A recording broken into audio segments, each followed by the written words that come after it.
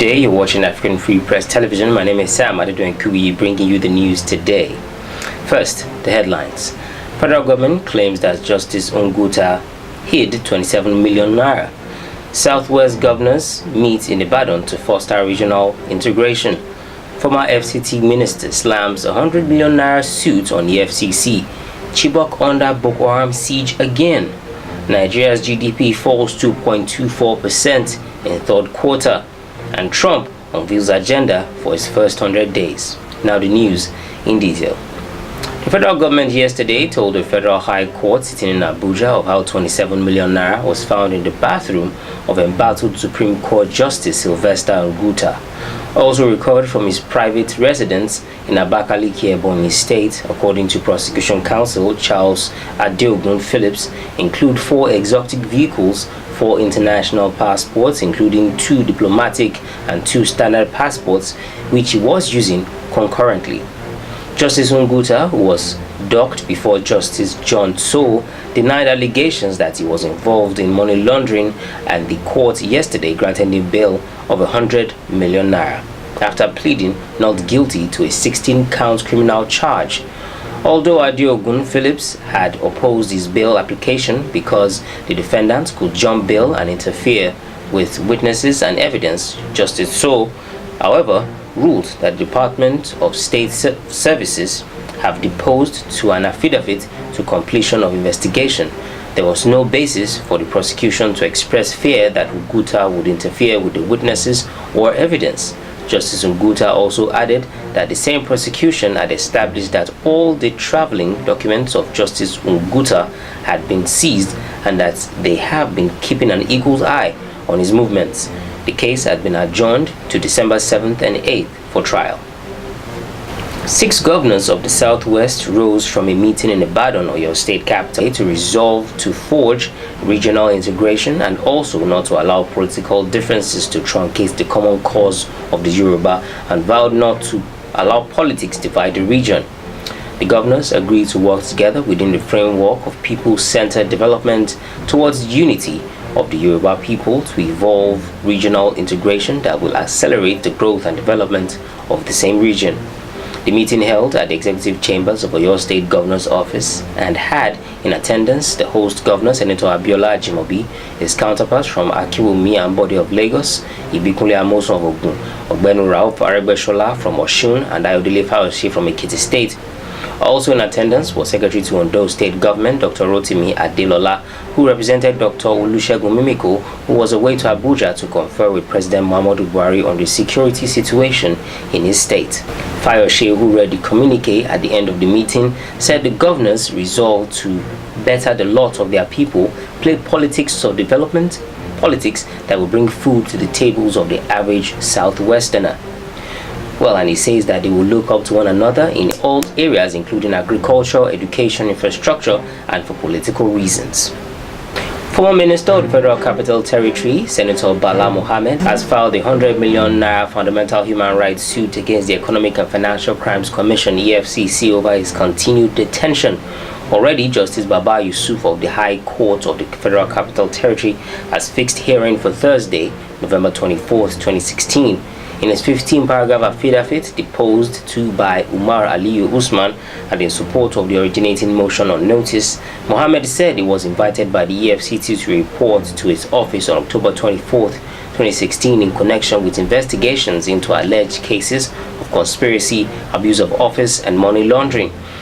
In suit filed by his counsel, Chief Chris Uche, prayed the court for an order compelling and directing the EFCC to release him on bail forthwith or immediately arraign him before a competent court of law for trial, as he has suffered substantial deterioration of his health and untold psychological trauma and mental torture due to the detention.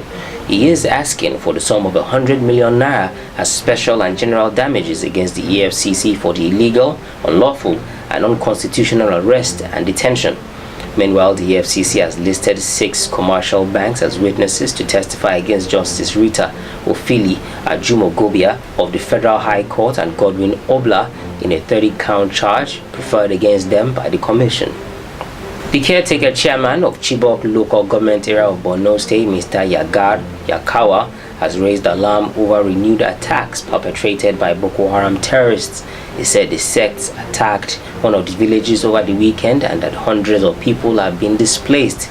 Yarkawa said Boko Haram burned down houses, looted foodstuff and livestock, warning that Chibok is once again under Boko Haram's siege as farms were burnt as well.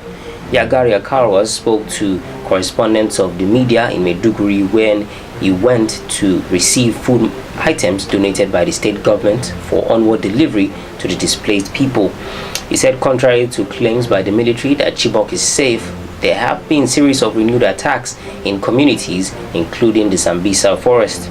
Aboku called on the military to intensify efforts by giving the vigilantes free hand to operate, as they know the terrain of the Sambisa forest and the general operation areas of Sambisa, Chibok, and Guza local government areas.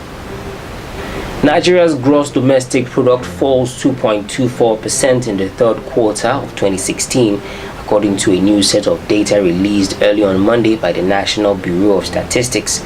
Africa's largest economy shrunk by 2.06% in the third quarter as the country is hit by massive revenue shortage, foreign exchange shortage, and volatile naira-dollar parity. Monday's data shows Nigeria's oil sector falls 22.01% in the third quarter ended September, while non-oil sector grew a paltry 0.03%. Oil sector contribution to GDP was seen at 8.19%, and non-oil sector contribution to GDP was higher at 91.81%. During the period under review, Nigeria's aggregate gross domestic product in nominal terms was recorded at 26.558 billion naira, or a 9.23% growth. According to NBS reports, the decline caused the naira to get weaker, while lower oil prices dragged the oil sector down, with output shrinking by 0.36% in the first quarter. On the foreign scene, U.S. President-elect Donald Trump on Monday released a video message to Americans sharing a specific agenda in his first 100 days in office. Trump said on his first day in office he would issue a notice that the U.S. is withdrawing from the Trans-Pacific Partnership negotiated by outgoing President Barack Obama involving 12 Pacific Rim nations. He said he would scrape regulations on energy production, withdrawing from trade agreements, and investigating all abuses of visa programs. He also said whether it's producing steel, building cars, or curing diseases, he wants the next generation of production and innovation to be in America by Americans. Trump campaigned against the Trans-Pacific Partnership and has vowed to withdraw from the deal that makes good on those campaign promises. On immigration, he said he would direct the Department of Labor to investigate all abuses of visa programs, or that undercut the American worker. The incoming president also said he would cancel Obama administration rules that limit energy production. According to him, he said he would rescind the job-killing rules on clean coal and natural gas production, creating millions of high-paying jobs for Americans. On the final note, he said he would provide more updates in coming days. Trump has not had a news conference since his election and has made cabinet picks public through press releases. That brings us to the end of the news today. I remain Sam Adedoyin Kuyi. Thanks for watching.